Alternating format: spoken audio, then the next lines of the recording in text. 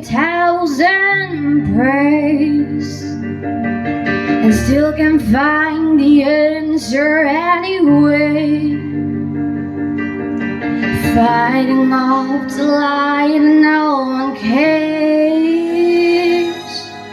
For anyone who's out there losing hope, feeling you're forsaken, ain't alone, clinging to the last winds of your own.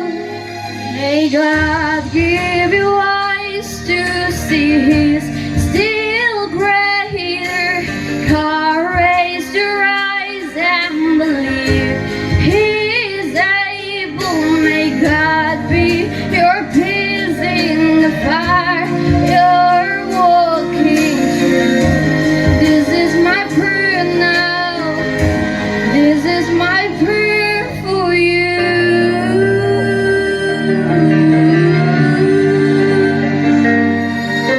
For all of those with high and weary souls,